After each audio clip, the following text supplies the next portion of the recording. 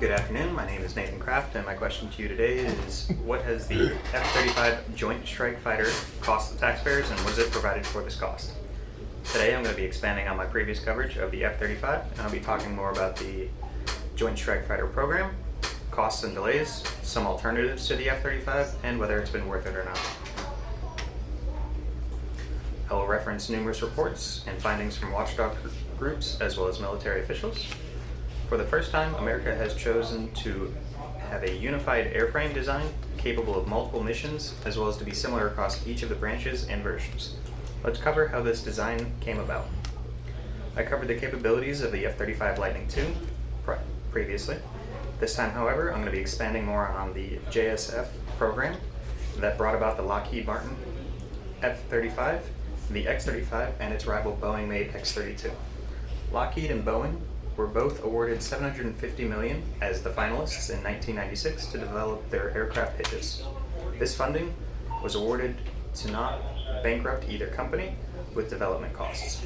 Ultimately, in October of 2001, the DoD selected the Lockheed design as the winner of the competition, and the JSF program entered the system development and demonstration phase, with SDD contracts awarded to Lockheed Martin for the aircraft and Pratt & Whitney for the aircraft's engines.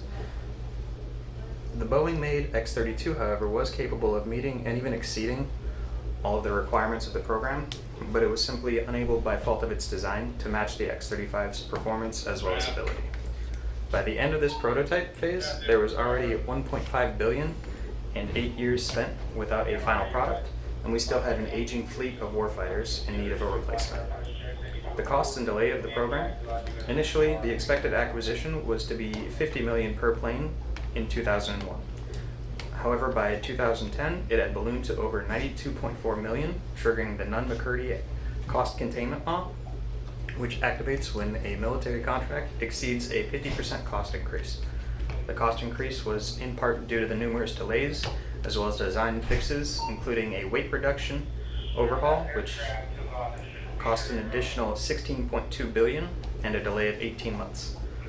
Following the review of the program, a new estimated cost of $1.5 trillion in life of use of the aircraft was calculated, with an extension of its service expectation pushed to 2070, and $406.5 billion for acquisition, plus $1.1 trillion for operations as well as maintenance.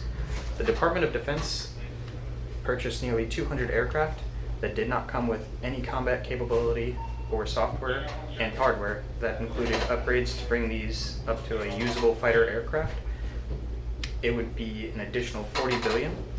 However, until then, the aircraft are only capable of being trainer jets and cannot even use targeting capabilities.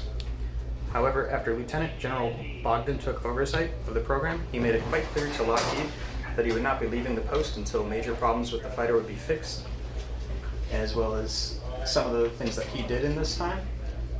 By 2006, he had brought the jet from $241 million per plane down to $89 million. In 2020, the cost dropped to lower than a fourth-gen fighter would cost, as well as mission capability rates increased from 2018 to 2019, from 69 to 75%. What alternatives do we have to the Joint Strike Fighter program? We could continue using the aircraft we have and try to upgrade them, even though they will be well past their initial service life and outclassed. We could upgrade the current fleet of F-35s already purchased and use these with our F-22 fleet for adversaries with comparable aircraft. We could ramp up drones, even though these cannot compare to manned fighter aircraft in air-to-air combat. They can fill most roles of the F-35. Or we could scrap the program and start a new one, but fall behind opposing nations, new fighters such as the Russian Su-57 and the Chinese J-20. With these setbacks, it would be easy to assume that we should cancel the program, and while I would agree, it would have been better to never have gone with a one-frame-for-all idea, but it's too late to change course on the Joint Strike Fighter program. The Chinese J-20 is already in production, and it has a dangerous edge over the F-35, and due in part to its large size, as well as its twin motors, giving it greater speed and a higher cruising altitude. However, there are very few of these, and that may be the only saving grace for the F-35. Then there's the Russian-made Su-57, which is a multi-role stealth fighter. It is as well a large fighter and can hold more weapons than the F-35, but it's assumed to be less stealthy. Russia is slotted to manufacture less than 100 of these aircraft. Though the F-35 has been dogged by years with increasing costs as well as failed promises since it was out of development, right now we don't have any other 5th-gen fighters with its capabilities. Unless we reopen the F-22 program, which is even more costly than the F-35, leading to its early termination.